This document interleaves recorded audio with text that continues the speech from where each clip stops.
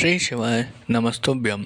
स्वागत है आपका शिव पुराण श्री रुद्र संहिता पंचम खंड 27वें अध्याय में शंखचूर्ण की उत्पत्ति। संत कुमार जी बोले, हे महामुने, शंखचूर्ण नाम का एक दैत्य था। उसका वध भगवान शिव ने स्वयं अपने हाथों से त्रिशूल मारकर किया था। अब मैं आपको उस शंखचूर्ण नामक दैत्यों के विषय में बताता हूँ। हे मुने, आप ये जानते ही हैं कि विधाता के पुत्र मरीचि हुए हैं और उनके पुत्र महर्षि कश्यप हुए। मरीचि के पुत्र कश्यप मुनि बहुत ही धार्मिक प्रवृत्ति के संत थे। वह बड़े ही धर्मात्मा थे और इस सृष्टि की रचना करने वाले ब्रह्मा जी की हर आज्ञा को शिरोधार्य मानकर उसका पालन किया करते थे। प्रजापति दक्ष ने उनके व्यवहार और गुणों से प्रसन्न होकर अपनी 13 कन्याओं का विवाह महर्षि कश्यप से कर दिया था। इन्हीं की संतानों से ये पूरा संसार भर गया।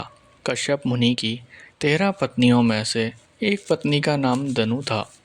दनु रूपवती, गुणवती होने के साथ साथ परम सौभाग्यवती थी। वह एक अत्यंत शांत साध्वी भी थी। उन्हीं दनु के अनेकों पुत्र हुए। उनका विप्रचित नाम का पुत्र बहुत ही बलशाली और पराक्रमी था। उसका भी दंभ नाम का एक पुत्र हुआ। दंभ भी अपने पिता की तरह धार्मिक विचारों को मानने वाला था। दंभ भगवान विष्णु का अनन्य भक्त था। इतना धार्मिक होने के पश्चात भी उसके कोई संतान नहीं हुई, तब वह बड़ा निराश हो गया और उसने शुक्राचार्य को अपना गुरु बनाया। उसने उनसे कृष्ण मंत्र ग्रहण किया। तत्पश्चात दंभ पुष्कर नामक तीर्थ में चला गया और वहाँ 1 लाख वर्ष तक कठोर तपस्या करता रहा। उसकी इस कठोर तपस्या को देखकर सभी देवता ब्रह्मा जी को अपने साथ लेकर भगवान विष्णु के पास गए। भगवान विष्णु के पास पहुंचकर सभी देवताओं ने उन्हें आदरपूर्वक प्रणाम किया और दंभ के भीषण तप के बारे में भी बताया। तब सारी बातें जानकर भगवान श्री हरि बोले, हे देवताओं, मैं जानता हूँ कि दंभ मेरा अनन्य भक्त है। वह अपने मन में पुत्र प्राप्ति की कामना लेकर पिछले 1 लाख वर्षों से मेरी कठोर तपस्या कर रहा है। मैं अवश्य ही अपने प्रिय भक्त दंभ की इच्छा पूर्ति करूँगा।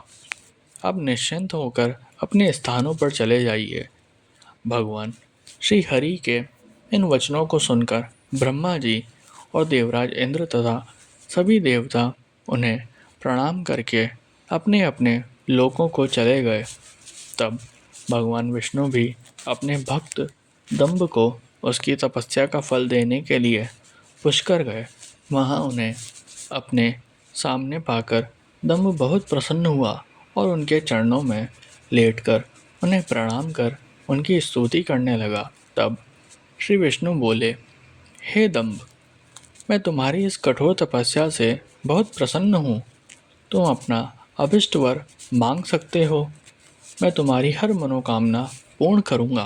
भगवान विष्णु के ये वचन सुनकर दंभ हाथ जोड़कर बोला, हे देव, यदि आप मुझ पर प्रसन्न हैं तो मुझे अपने जैसा वीर और पराक्रमी पुत्र प्रदान कीजिए।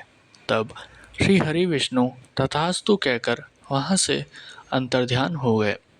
इसके बाद दंभ भी प्रसन्नतापूर्वक अपने घर लौट आया। कुछ समय पश्चात दंभ की पत्नी गर्भवती हुई।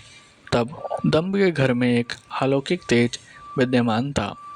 समय आने पर दंभ की पत्नी के गर्भ से एक पुत्र का जन्म हुआ। मुनियों ने उसका नामकरण संस्कार करके उसका नाम शंखचूड़ रखा।